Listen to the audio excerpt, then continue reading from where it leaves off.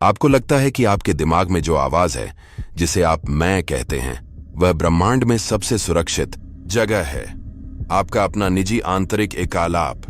लेकिन क्या हो अगर वो आवाज ना हो? क्या हो अगर वो सिर्फ एक आवृत्ति हो? एक संकेत जिसे आप जिंदगी भर प्रसारित करते रहे हैं, एक संकेत जिसे सुना जा सकता है, इंटरसेप्ट किया जा सकता है और यहां तक कि दोबारा लिखा भी जा सकता है। यह अंधेरे में छिपे किसी राक्षस की कहानी नहीं है। यह उस अंधेरे की कहानी है जिसे सीधे मानवीय चेतना के प्रकाश में आमंत्रित किया गया था। यह एक ऐसी घटना की कहानी है जिसने सोचने, महसूस करने और समझने के अर्थ को ही बदल दिया। होना अगर आप इसे अंत तक देखेंगे तो आपके मन का सन्नाटा फिर कभी सुरक्षित महसूस नहीं होगा। आप उस प्रतिध्वनि को सुनने लगेंगे, उस दूसरी आवाज को जो आपके भीतर हमेशा से धैर्यपूर्वक इंतजार कर रही है। इसकी शुरुआत, जैसा कि ये चीजें हमेशा होती हैं, सामान्य से एक दरार के साथ होती है। आप अपने फोन को स्क्रॉल कर रहे हैं। एक और मंगलवार आखिरी मंगलवार में धुंधलाता जा रहा है जब हर स्क्रीन पर अलर्ट चीखता है। यह एक कच्ची डिजिटल चीख है जो विचारों को दरकिनार कर सीधे आपके मूल मर्म तक पहुंचती है। आपातकालीन अलर्ट शब्द स्पष्ट, नैदानिक, भयानक है। एक परमाणु विस्फोट की पुष्टि हुई, स्थान विशिष्ट और असंभव रूप से दूरस्थ दोनों लगता है। अलास्का के तट से दूर, एक पल के लिए दुनिया अपनी सांसें थाम लेती है। आपकी आंतरिक दुनिया जम जाती है। बस यही है सुरक्षा की धारणा, वह नाजुक स्थिति जिसे आप सामान्य जीवन कहते हैं, अभी अभी लाखों टुकड़ों में बिखर गई है। यह एहसास ही कुंजी है, और जो एहसास आपके सिस्टम में भर जाता है वह शुद्ध शुद्ध भय है। एक नई वास्तविकता चुन ली गई है और आपके पास कोई विकल्प भी नहीं था, या ऐसा आप सोचते हैं। अलार्म के बाद जो सन्नाटा छा जाता है वह कहीं अधिक तीव्र, भारी होता है तथा 7 अरब मनों पर मंडरा रहे एक अनकहे प्रश्न से भरा होता है। अब क्या होगा फिर? जितनी जल्दी यह कहानी सामने आई, उतनी ही जल्दी यह कहानी वापस ले ली गई। रक्षा विभाग हर चैनल पर है। उनके प्रवक्ता एक थोपी हुई शांति की तस्वीर है, एक सिस्टम त्रुटि। वे कहते हैं शब्द सहज और अभ्यासपूर्ण, एक प्रशिक्षण अभ्यास जो गलती से प्रसारित हो गया। कोई खतरा नहीं है। मैं दोहराता हूं, कोई खतरा नहीं है। वे चाहते हैं कि आप सांस छोड़ें, इसे मशीन में एक गड़बड़ी समझकर हंस दें। वे चाहते हैं कि आप वास्तविकता का उनका संस्करण चुनें, सुरक्षित संस्करण, जिसमें दुनिया यूं ही खतरे के कगार पर न डगमगा रही हो। और ज्यादातर लोग ऐसा करते हैं। वे चैनल बदलते हैं, अपनी जिंदगी में वापस लौट जाते हैं, डर की ठंडी पकड़ को भूलने के लिए उत्सुक। लेकिन डॉ मॉर्गन हेज के लिए, जो अपने सुदूर अलास्का मौसम विज्ञान केंद्र में अकेली हैं, यह झूठ आर्कटिक की हवा की तरह साफ और तीखा है, क्योंकि उन्होंने इसे देखा था। उन्होंने वह पल देखा था जब आसमान फट गया था। वह जानती हैं कि उन्होंने क्या महसूस किया था। आधिकारिक कहानी बस एक कहानी है। उनकी चेतना ने उस घटना को दर्ज किया था और कोई भी वापसी उस छाप को मिटा नहीं सकती। उसके मॉनिटरों पर सच्चाई खामोश, विनाशकारी आंकड़ों में बेपर्दा है। यह किसी हथियार का अराजक उभार नहीं था, यह कुछ और ही था, कुछ मुकम्मल। बादलों के आवरण में एक ऐसा विक्षोभ जो ज्यामितीय रूप से इतना सटीक था कि प्रकृति को चुनौती दे रहा था। एक संपूर्ण वृत्त, गणितीय गरिमा के साथ बाहर की ओर फैलती एक असंभव लहर, मानो किसी देवता ने वायुमंडल की सतह पर एक विशाल उंगली दबा दी हो। यह आकाश में एक घाव है, एक ऐसा निशान जो होना ही नहीं चाहिए। इसके नीचे उसके उपकरण उन घटनाओं के बारे में चीख रहे हैं जिनकी कोई व्याख्या नहीं है।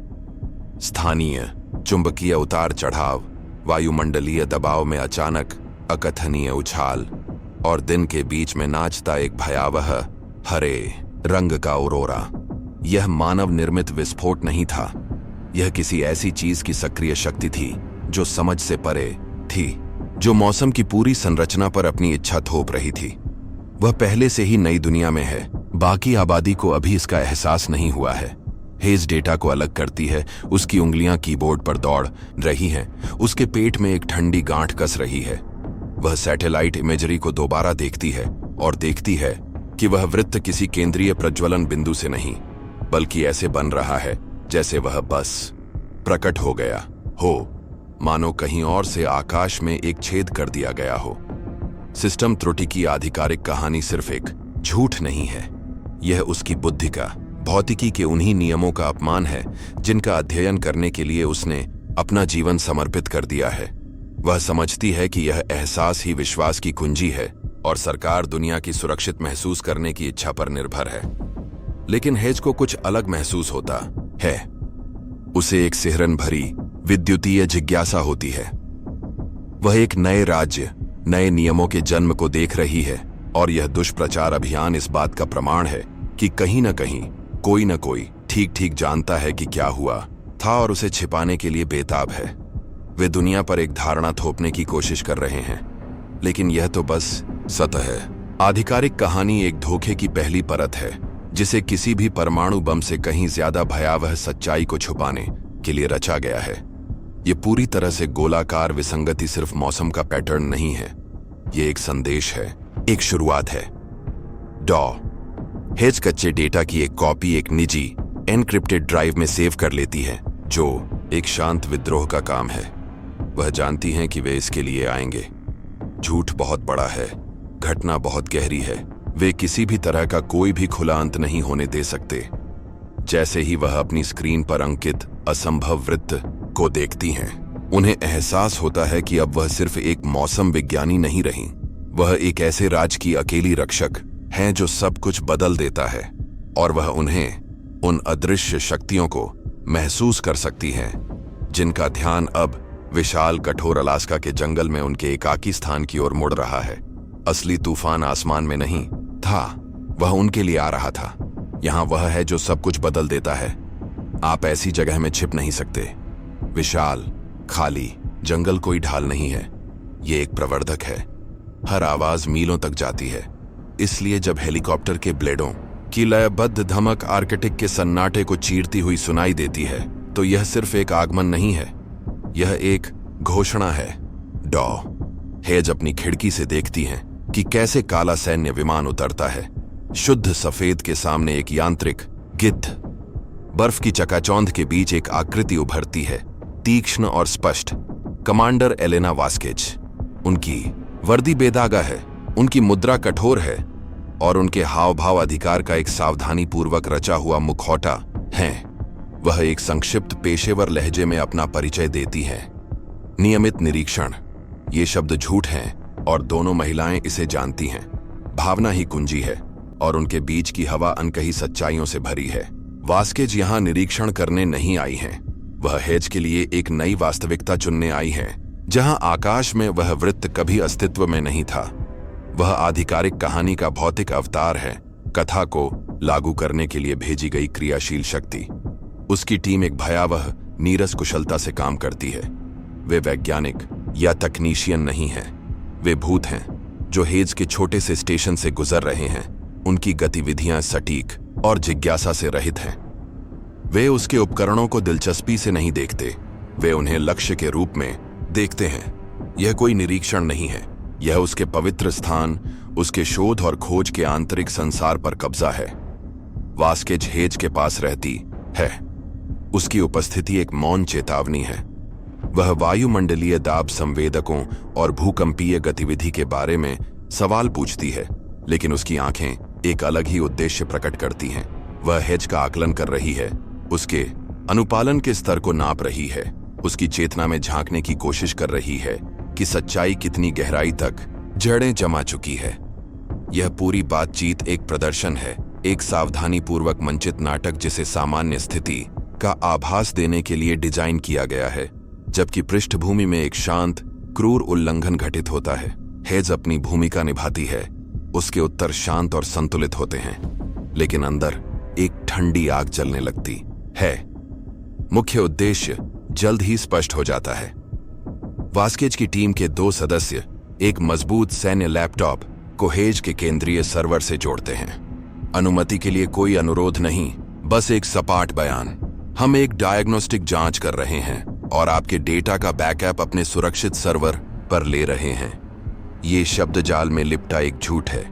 हेज देखती है कि प्रगति पट्टी कैसे भर रही है। उसके जीवन का सारा काम, जिसमें विसंगति की न हटाई जा सकने वाली प्रतिलिपि भी शामिल है, गायब होता जा रहा है। लेकिन वे सिर्फ नकल से कहीं ज्यादा करते हैं।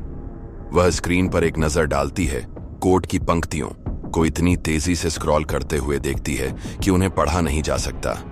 एक भूतिया प्रोग्राम, एक निगरानी सॉफ्टवेयर का टुकड़ा जो स्टेशन के ऑपरेटिंग सिस्टम में गहराई तक समा गया है। वे सिर्फ डेटा नहीं ले रहे हैं, वे पीछे एक आंख छोड़ रहे हैं। उसका आश्रय अब एक पिंजरा है। उसके हर भविष्य के अवलोकन, हर की स्ट्रोक पर नजर रखी जाएगी। वे न केवल उसकी पिछली खोजों बल्कि उसकी सभी भविष्य की धारणाओं पर भी स्वामित्व का दावा कर रहे हैं, यह सुनिश्चित करते हुए कि वे उनके द्वारा चुनी गई स्थिति के अनुरूप हों। और फिर आता है मिटाने का आखिरी, रूह को तोड़ने वाला काम। कॉपी पूरी होते ही वे वाइप शुरू कर देते हैं। यह कोई साधारण विलोपन नहीं है, यह एक सैन्य स्तरीय स्क्रबिंग है जिसमें उसकी ड्राइव के हर सेक्टर पर बेमतलब का डेटा ओवरराइट किया जाता है, फिर उसे फिर से ओवरराइट किया जाता है। वह मॉनिटर पर देखती है कि सैटेलाइट इमेजरी, वायुमंडलीय रीडिंग, चुंबकीय फ्लक्स डेटा, सब कुछ वाला फोल्डर निशाना बनाया जा रहा है। असंभव वृत्त वास्तविकता में एक दरार का ठोस सबूत गायब हो जाता है। यह एक गहरी गैसलाइटिंग है, एक तकनीकी अनुष्ठान जिसे उसे अपने ही मन पर शक करने के लिए डिजाइन किया गया है। वे उसे बिना कुछ कहे बता रहे हैं कि घटना घटी ही नहीं, कि वास्तविकता की जो स्थिति उसने देखी वह एक कल्पना थी। आपने कुछ नहीं देखा, आप कुछ नहीं जानते, आप पहले से ही आज्ञाकारी हैं। इसका निरा दुस्साहस अद्भुत है, एक सक्रिय शक्ति का प्रदर्शन जो न केवल सत्य को छिपाती है बल्कि उसे अस्तित्व से मिटा देती है। मिशन पूरा होने के बाद वे जितनी जल्दी आए थे उतनी ही जल्दी चले गए। वे जो सन्नाटा पीछे छोड़ते हैं वह उस सन्नाटे से कहीं ज्यादा भारी और गहरा है जिसे उन्होंने तोड़ा था। स्टेशन बिल्कुल वैसा ही है जैसा था, फिर भी सब कुछ बदल गया है। यह खोखला और दूषित लगता है। हेज अपने अब खाली सर्वर के सामने खड़ी है। मशीन की भिनभिनाहट उसके उल्लंघन की एक उपहासपूर्ण याद दिलाती है। उन्होंने उसका प्रमाण तो ले लिया, लेकिन उसकी यादें नहीं ले जा सके।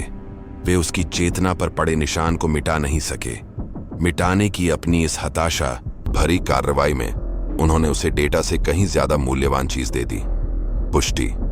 उनका डर, स्लेट को पूरी तरह से साफ करने का उनका अति पूर्वाग्रह इस बात का सबसे जोरदार संकेत है कि वह सही थी। उन्हें बस एक गड़बड़ी नहीं मिली, वे किसी अकल्पनीय महत्व की चीज को छुपा रहे हैं। उन्होंने सोचा था कि वे इस घटना को मिटा सकते हैं, लेकिन उन्होंने बस इसके प्रति अपने डर को उजागर किया। अब और गहराई में जाओ। दमनकारी चुप्पी के दिन बीतते हैं। आप एक बंजर बुलबुले में फंसे हुए हैं।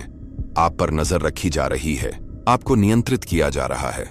आपकी हर हरकत, आपकी हर पूछताछ एक प्रदर्शनकारी एहसास देती है। कमांडर वास्केज के निगरानी कार्यक्रम की अदृश्य आंखों के लिए एक दिखावा। उन्होंने आप पर जो धारणा थोपी है वह नपुंसकता की है, लेकिन असली संचालक शक्ति सर्वर या उपग्रहों में नहीं बल्कि चेतना में निहित है। और हेज की चेतना सक्रिय रूप से खोज कर रही है, जांच कर रही है, एक संकेत की प्रतीक्षा कर रही है। यह आधिकारिक माध्यमों से नहीं बल्कि एक भूतिया दरवाजे से आता है जिसे उसने वर्षों पहले अपने सिस्टम में बनाया था। एक एन्क्रिप्टेड गुमनाम सूचना लाइन, एक अकेला अनएड्रेस्ड संदेश दिखाई देता है। आसमान की तरफ देखना बंद करो, नतीजों पर गौर करो। सीजियम बनाम थोरियम। आधिकारिक चयन एक गलत दिशा है। यह एक चाबी है, एक छोटी सी बेहतरीन चाबी। ये उसे न सिर्फ ये बताती है कि क्या देखने लायक तो है, लेकिन सबूतों का एक आधिकारिक चयन है। वैज्ञानिक समुदाय के भीतर भी एक नियंत्रित कहानी है। अंदर ही अंदर कोई इस झूठ से लड़ रहा है। डिजिटल सुराग के तुरंत बाद एक भौतिक सुराग मिलता है। उसके स्टेशन के पास छोटे से घाट पर एक जर्जर मछली पकड़ने वाला ट्रॉलर दिखाई देता है, जो एक दुर्लभ दृश्य है। जो आदमी जहाज से उतरता है वह मौसम की मार झेल रहा है। उसका चेहरा आर्कटिक हवाओं और समुद्री नमक का रोड मैप सा है।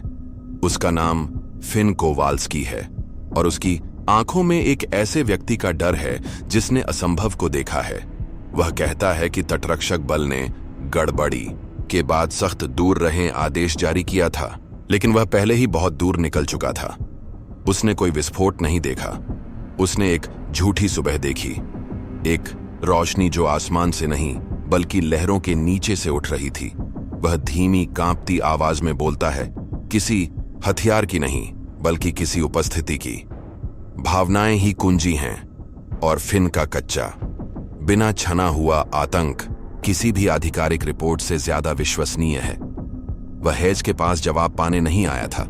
वह इसलिए आया क्योंकि उसकी आंतरिक दुनिया बिखर गई थी और उसे किसी को उसके टुकड़े दिखाने थे। उसे पहाड़ी पर बैठे वैज्ञानिक पर टीवी पर दिखाई देने वाली सरकार से ज्यादा भरोसा है। वह अपना फोन निकालता है। गैलरी में जाते हुए उसका अंगूठा कांप रहा है। तस्वीर धुंधली है, समुद्री फुहारों और डर से विकृत, पर पहचानना मुश्किल नहीं। सागर की सतह पर फिरोजी रोशनी का एक आदर्श चमकता हुआ घेरा, पानी खुद ठंडी ऊर्जा से उबलता हुआ प्रतीत हो रहा है। यह उसके द्वारा रिकॉर्ड किए गए वायुमंडलीय विक्षोभ का सीधा समुद्री प्रतिरूप है। ये दोनों जुड़े हुए हैं। यह एक ऐसा जख्म है जो समुद्र और आकाश के बीच की सीमा को भेदता है। फिर फिन अपने साथ रखे एक बड़े कूलर को खोलता है। सबसे पहले नमकीन पानी और सड़न की बदबू आती है। अंदर बर्फ की चादर पर लेटी एक मछली है, या जो कभी मछली हुआ करती थी। उसका शरीर मुड़ा हुआ है, उसका जबड़ा मुड़ा हुआ है, उसके शल्क एक अप्राकृतिक तैलीय चमक से झिलमिला रहे हैं। उसकी आंखें दूधिया सफेद हैं, अंधी फिर भी किसी तरह प्राचीन। यह रेडिएशन बीमारी नहीं है, यह जीवन का एक पुनर्संरचना है, एक विचित्र धारणा का मूर्त रूप। यह एक जैविक उल्लंघन है। यह इस बात का प्रमाण है कि यह घटना न केवल तत्वों को प्रभावित कर रही है बल्कि अस्तित्व के मूल नियम को भी प्रभावित कर रही है। फिन अपनी कहानी सुनाते हुए स्टेशन की धीमी गुनगुनाहट में एक नई आवाज गूंजती है। यह उसके शॉर्टवेव रेडियो से आ रही एक धीमी लयबद्ध स्थिर धड़कन है। पहले तो हेज को लगता है कि यह तूफान के आने से हो रहा व्यवधान है, लेकिन वह इस लय को पहचान लेती है। यह निगरानी सॉफ्टवेयर की वजह से है। उसके क्लोकिंग में एक खामी है जो एन्क्रिप्टेड सैन्य आवृत्तियों पर फीडबैक दे रही है। वह डायल ट्यून करती है और कड़कड़ाहट के बीच भयभीत आवाजें बाहर आती हैं। वे बिखरी हुई, हताश हैं। नियंत्रण प्रोटोकॉल से समझौता किया गया है। विस्तार दर सभी पूर्वानुमानों से अधिक है। एक और आवाज घबराहट से भरी हुई, हमने सेक्टर गामा से संपर्क खो दिया है, ये बस चला गया है। और फिर सबसे डरावना वाक्यांश, दहलीज अस्थिर है। यह अब कोई उल्लंघन नहीं है, यह एक उत्पत्ति है। वह किसी पुरानी घटना की सफाई की आवाज नहीं सुन रही है। वह वर्तमान और फैलती हुई वास्तविकता के खिलाफ एक असफल युद्ध की आवाजें सुन रही है। फिन मछली को छोड़ देता है। तस्वीर उसकी स्क्रीन पर बनी रहती है। रेडियो से आती आवाजें उसके दिमाग में गूंजती रहती हैं। सेना सिर्फ एक राज नहीं छुपा रही है, वे अपनी बेबसी को भी छुपा रहे हैं। सिस्टम की गलती का झूठ सिर्फ जनता को धोखा देने के लिए नहीं था, यह इस नाजुक धारणा को बनाए रखने के लिए था कि वे नियंत्रण में हैं। वे नहीं हैं, वे हार रहे हैं। यह विसंगति अतीत की कोई स्थिर घटना नहीं है, यह एक गतिशील बढ़ती हुई शक्ति है, एक नियंत्रण प्रोटोकॉल, एक विस्तार दर। उन्होंने किसी चीज के चारों ओर एक पिंजरा बनाया था और वह चीज अब आजाद हो रही है। वैश्विक सुरक्षा की पूरी स्थिति एक दिखावा है और वह धरती पर उन गिने चुने लोगों में से एक है जिसने नींव में पड़ रही दरारों को देखा है। एक सैन्य दुर्घटना का सुव्यवस्थित स्पष्टीकरण खत्म हो रहा है और उसकी जगह एक असफल क्वारंटाइन का अराजक सच ले रहा है। लेकिन क्वारंटाइन की प्रकृति को समझने के लिए आपको पहले पिंजरे को देखना होगा और वह चीज जिसे रोकने के लिए इसे बनाया गया था। आपके पुराने जीवन का अंत बिना किसी समारोह के होता है। काला हेलीकॉप्टर लौटता है, लेकिन इस बार कोई विनम्र दस्तक नहीं, कोई मनगढ़ंत बहाना नहीं। कमांडर वॉस्केज आपके स्टेशन के द्वार पर खड़ी हैं। उनके दोनों ओर पूरी सामरिक पोशाक में 2 सैनिक खड़े हैं। उनके चेहरे पर गंभीरता है, उनका धैर्य जवाब दे रहा है। आप हमारे साथ आ रहे हैं डॉक्टर, ये कोई अनुरोध नहीं है, ये आपके लिए एक नए राज्य का चुनाव है। रहस्य के केंद्र में एक अनैच्छिक तल्लीनता। प्रतिरोध का कोई भी विचार व्यर्थ है। यह उस मशीन की कच्ची, निर्विवाद प्रचालक शक्ति है जिसका आप विरोध करते रहे हैं। जैसे ही वे आपको ले जाते हैं, आप स्क्रीन, चार्ट, उस शांत अभयारण्य पर एक आखिरी नजर डालते हैं जहां आपने पहली बार असंभव को देखा था। वह व्यक्ति, वह जीवन अब एक स्मृति है। अब आप एक पर्यवेक्षक नहीं हैं, आप एक संपत्ति हैं या एक कैदी, शायद दोनों। मंजिल एक ऐसी जगह है जिसका अस्तित्व ही नहीं होना चाहिए। एक ग्लेशियर के किनारे पर टिका एक अग्रिम संचालन अड्डा, काले स्टील का एक नुकीला निशान और प्राचीन बर्फ पर अजीब गुनगुनाते एंटीना। यहाँ की हवा पतली, तीखी और बुनियादी तौर पर अस्थिर लगती है। आपकी चेतना जो देख रही है उसे समझने के लिए संघर्ष करती है। आप चीजों को नोटिस करते हैं, हकीकत में गड़बड़ियां। गलियारे में चलता एक क्रूमैन टिमटिमाता हुआ सा लगता है, मानो पल भर के लिए खुद से कुछ फीट आगे दिखाई दे रहा हो। एक मैकेनिक द्वारा गिराया गया रिंच गुरुत्वाकर्षण के आगे घुटने टेकने से पहले एक असंभव से लंबे क्षण के लिए मंडराता रहता है। यहाँ समय भी घायल है। अड्डा सिर्फ एक जगह नहीं है, यह एक अस्थायी विसंगति है, एक बुलबुला जहां कार्य कारण के कठोर नियम टूटने लगे हैं। एक रेखीय, पूर्वानुमेय, अब तब अगले की धारणा एक विलासिता है जो इन दीवारों के भीतर मौजूद नहीं है। आपको एक नीरस ब्रीफिंग रूम में ले जाया जाता है। दरवाजा एक भारी आखिरी फुफकार के साथ बंद हो जाता है। मेज के उस पार एक आदमी बैठा है जो ऐसा दिखता है जैसे पिछले एक दशक से सोया न हो। उसकी आंखें बुद्धिमान हैं पर डरावनी है। वह कोई सैनिक नहीं है, वह अपना परिचय डॉ अब्राम्स, एक क्वांटम भौतिक विज्ञानी के रूप में देता है। वह आपको एक कैदी की तरह नहीं बल्कि एक ऐसे सहकर्मी की तरह देखता है जिसने सच्चाई जानने का भयानक अधिकार अर्जित किया है। FOB थ्रेशोल्ड में आपका स्वागत है, वह कर्कश आवाज में कहता है। मुझे इन तरीकों के लिए माफ करना, लेकिन अब हमारे पास बातचीत का समय नहीं है। आपने असर देखा है, मैं आपको इसकी वजह बताने आया हूं। अलर्ट के बाद पहली बार एहसास ही कुंजी है, और जो आप महसूस कर रहे हैं वह कोई धमकी नहीं बल्कि एक हताश साझा बुद्धि है। वह आपसे झूठ बोलने नहीं आया है, वह कबूल करने आया है। कोई परमाणु विस्फोट नहीं हुआ था। अब्राम्स शुरू करते हैं और उनके शब्द ऐसे फूट पड़ते हैं मानो उन्हें किसी के बताने का इंतजार था। यह हम थे, डार्पा प्रोजेक्ट थ्रेशोल्ड। वे एक अद्भुत अहंकार और महत्वाकांक्षा से भरे कार्यक्रम का वर्णन करते हैं। लक्ष्य स्थिर, पार करने योग्य वर्महोल बनाना और बनाए रखना, स्पेस टाइम को अपनी इच्छा के अनुसार मोड़ना। वे बताते हैं हम मानवता के लिए एक नई अवस्था प्राप्त करने की कोशिश कर रहे थे, यह साबित करने के लिए कि चेतना का मैं हूं भौतिक वास्तविकता पर लागू किया जा सकता है, कि अगर हम एक द्वार की कल्पना करें और पर्याप्त ऊर्जा और इच्छा शक्ति लगाए तो हम उसे साकार कर सकते हैं। वे सफल रहे, बहुत ज्यादा सफल। तट पर आपने जो घटना देखी वह क्षण था जब उनके सैद्धांतिक द्वार को 1000 सूर्यों के बल से लात मारकर खोला गया था, जो उनकी अपनी प्रचालक शक्ति का एक अनियंत्रित प्रकटीकरण था। हमने अंतरिक्ष में बस एक छेद नहीं किया। अब्राम्स आगे झुकते हुए आपकी आंखों में आंखें गड़ाते हुए निष्कर्ष देते हैं। हमने अंतरिक्ष में एक छेद किया है और असमय विसंगति किसी विस्फोट का अवशेष नहीं है, यह एक खुला फैलता हुआ छिद्र है। वे बताते हैं कि आधार स्वयं एक नेक्सस बिंदु पर बनाया गया है, एक ऐसी जगह जहां लौकिक विकृतियां सबसे ज्यादा स्पष्ट और सबसे खतरनाक हैं। रोकथाम प्रोटोकॉल कोई भौतिक दीवार नहीं है, यह भौतिकी के नियमों को मजबूत करने का एक बेताब प्रयास है। वे आपको यहां इसलिए लाए हैं क्योंकि वायुमंडलीय ऊर्जा गतिकी पर आपका काम बेजोड़ है। विसंगति पर्यावरण के साथ ऐसे तरीकों से अंतःक्रिया कर रही है जिसे वे समझ नहीं सकते। उन्हें आपकी जरूरत है कि आप उस तूफान के पैटर्न की व्याख्या करें जो स्वयं कार्य कारण को चीर रहा है। अब आप अजीब मौसम नहीं देख रहे हैं, आप पहले से ही एक नए और भयावह महासागर के किनारे पर खड़े हैं।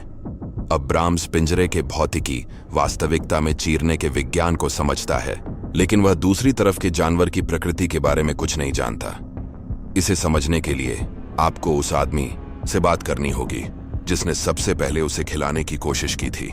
आपकी नई वास्तविकता एक बंजर प्रयोगशाला है जो एफओबी थ्रेशोल्ड की अस्थायी अराजकता के गहरे भीतर है। आपके सामने एक होलोग्राफिक डिस्प्ले विसंगति के जीवंत आंकड़ों से जगमगा रहा है, ऊर्जाओं का एक घूमता सम्मोहित करने वाला भंवर जो सभी झात भौतिकी को चुनौती देता है। आपको एक मिशन दिया गया है, एक पैटर्न, एक कमजोरी और उसे रोकने का एक तरीका खोजें। लेकिन आप एक अधूरे समीकरण के साथ काम कर रहे हैं।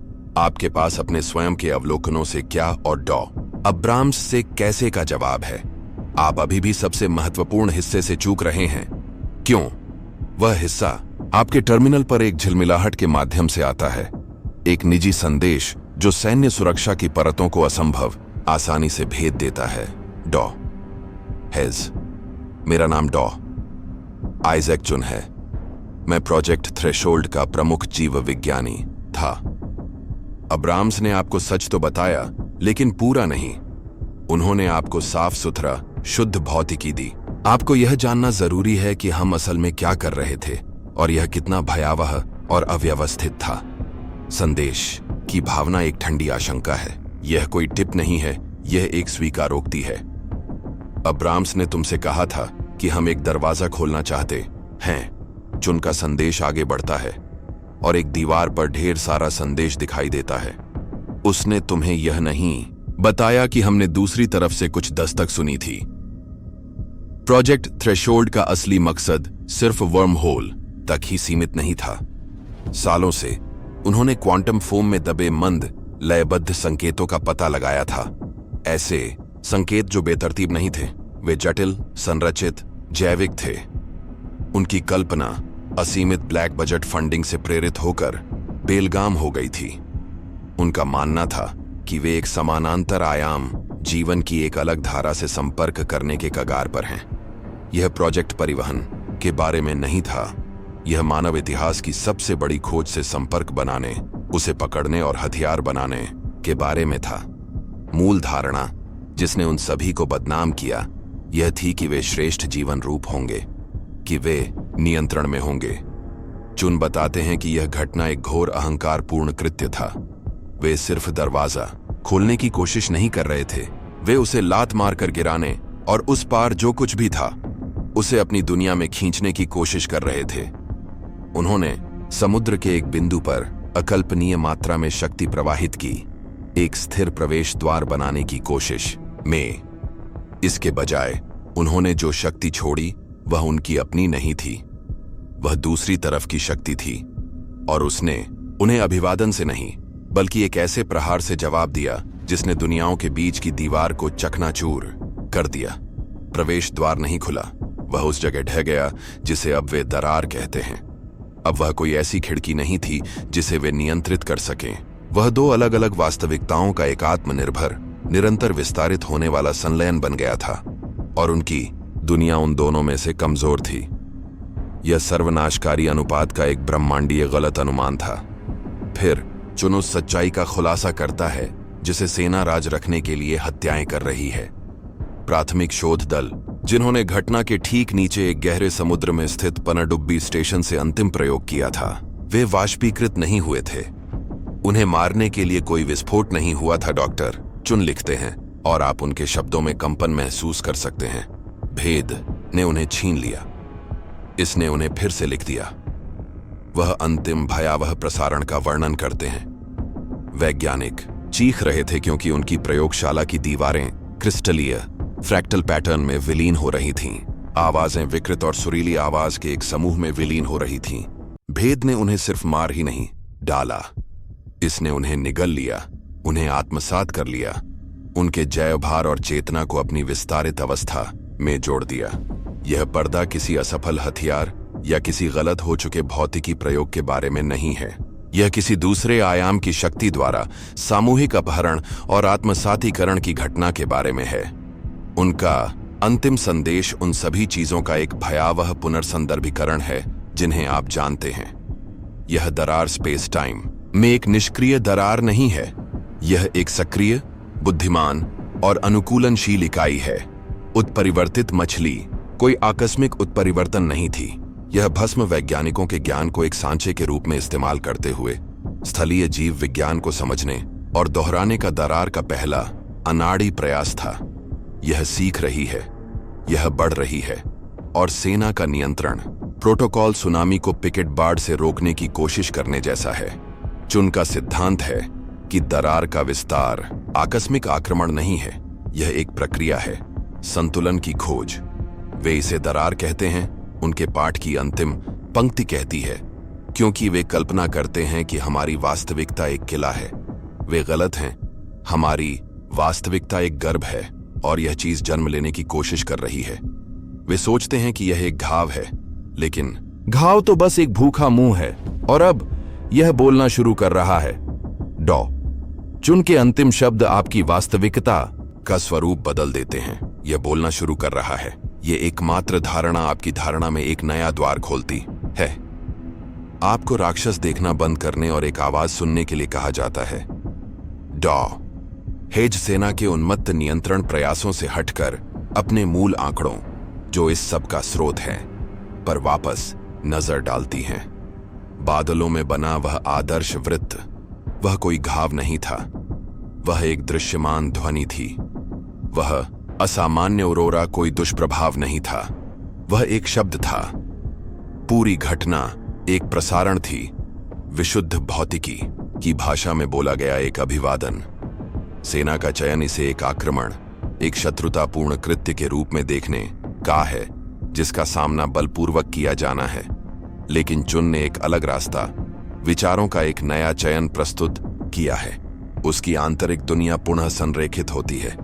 वह युद्ध में एक सैनिक नहीं है, वह एक भाषाविद है जो अब तक के सबसे महत्वपूर्ण अनुवाद का सामना कर रही है। इस नए उद्देश्य के साथ डेटा उसकी आंखों के सामने रूपांतरित हो जाता है।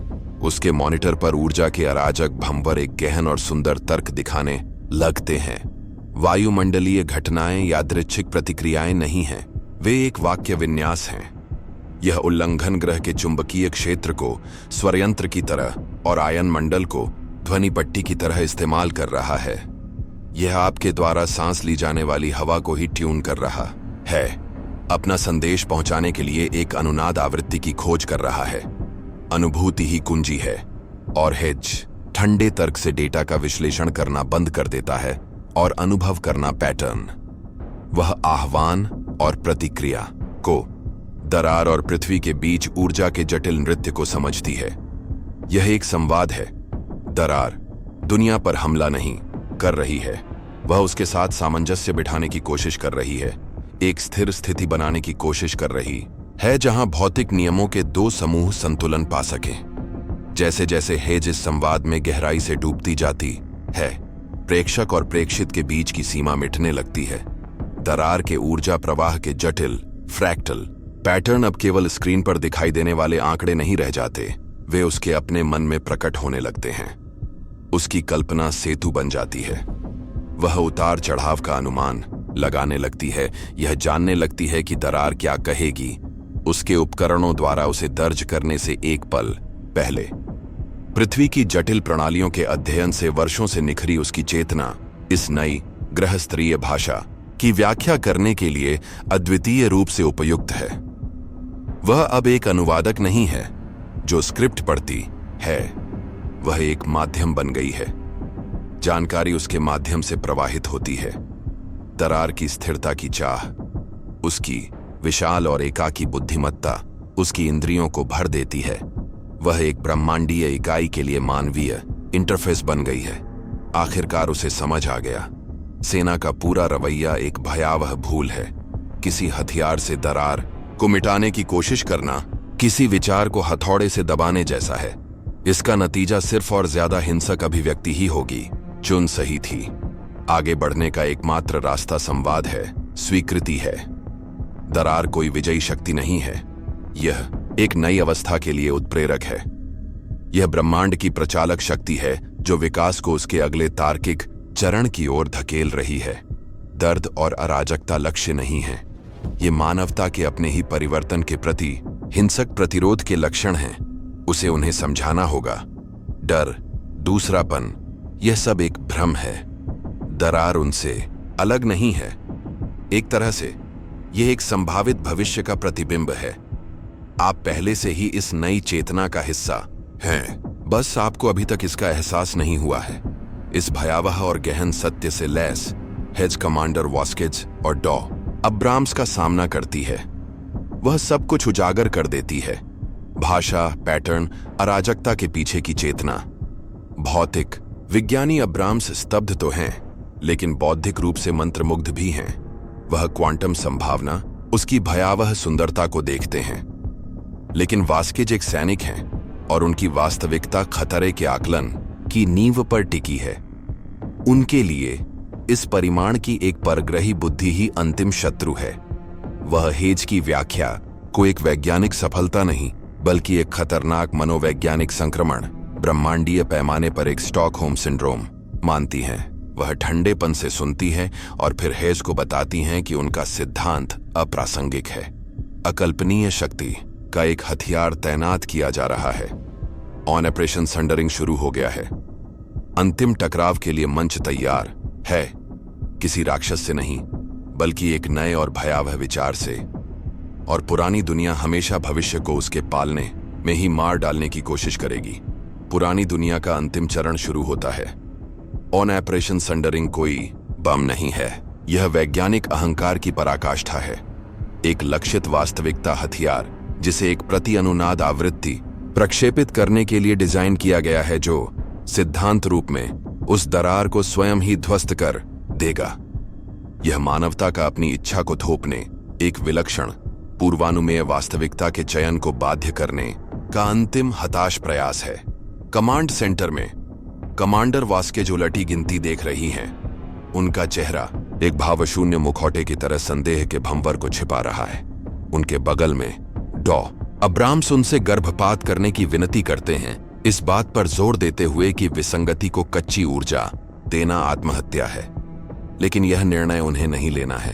अपनी प्रयोगशाला से हेज को इस हथियार की सक्रियता उपकरणों के माध्यम से नहीं, बल्कि अपनी आत्मा में महसूस होती है।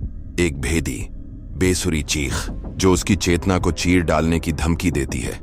यह अंतिम धारणा है कि ब्रह्मांड मानव बल के आगे झुक जाएगा। हथियार फायर करता है। एक क्षण के लिए पूर्ण बहरा कर देने वाला सन्नाटा छा जाता है। शुद्ध, बांझ सफेद रोशनी की एक कौंध जो दुनिया को मिटा देती है। एक क्षण के लिए ऐसा लगता है कि इसने काम कर दिया है। सभी सेंसरों से विसंगति गायब हो जाती है। दूर कमांड बंकर में जयकार गूंजती है। लेकिन यह एक अपरिपक्व उत्सव है। सफेद रोशनी फीकी नहीं पड़ती। यह मिलती है, सिकुड़ती है और फिर अवशोषित हो जाती है। दरार फिर से प्रकट होती है, अब 10 गुना बड़ी। इसके रंग असंभव रूप से जीवंत, उसी ऊर्जा से स्पंदित जो इसे मारने के लिए डिजाइन की गई थी। इसने उनकी हिंसा का पोषण किया है। इसने मानवता की संचालक शक्ति की सबसे बड़ी अभिव्यक्ति को लिया और उसे निवाले की तरह निगल लिया। पूरी दुनिया में आकाश प्रज्वलित हो उठता है। पन्ना और बैंगनी रंग के प्रभामंडल उन शहरों पर नृत्य करते हैं जिन्होंने उन्हें कभी नहीं देखा। ग्रह का चुंबकीय क्षेत्र एक एकल, सामंजस्यपूर्ण स्वर गाता है। युद्ध समाप्त हो गया है। पुरानी दुनिया ने अपनी एकमात्र गोली चलाई है और नई दुनिया ने उसे पूरा निगल लिया है। कमांड सेंटर की अफरा तफरी में अलार्म बजते और जनरलों के चिल्लाने के बीच कमांडर वास्क्वेज को सच्चाई का एहसास होता है। वह डेटा स्ट्रीम को देखती है जो उल्लंघन की तेजी से बढ़ती स्थिति को दर्शाती है और वह समझ जाती है उसका पूरा जीवन, उसका पूरा दर्शन ताकत से नियंत्रण, प्रभुत्व से सुरक्षा, इसके सामने एक अर्थहीन कल्पना है। भावना ही कुंजी है और उस क्षण जो भावना उस पर छा जाती है वह भय नहीं बल्कि समर्पण है।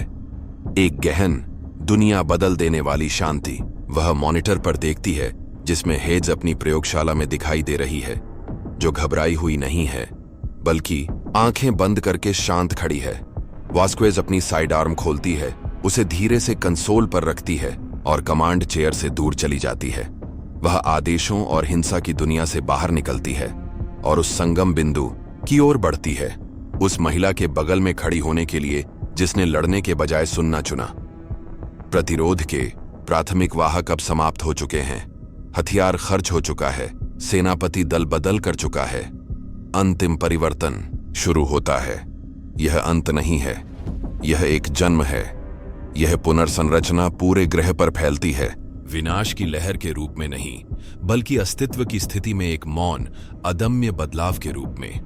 आप इसे महसूस करते हैं। आपके व्यक्तिगत स्व का कठोर अवरोध, आपके आंतरिक संसार की निरंतर बातचीत, यह सब विलीन होने लगता है। अलगाव का भ्रम मिट जाता है। आपकी चेतना धीरे धीरे आपके आसपास के सभी लोगों की चेतना में विलीन हो जाती है।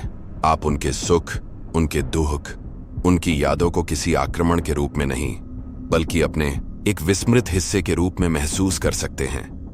अहंकार की परिभाषित घोषणा, मैं हूं, लुप्त नहीं होती। ये बस अपना वाक्य पूरा करती है।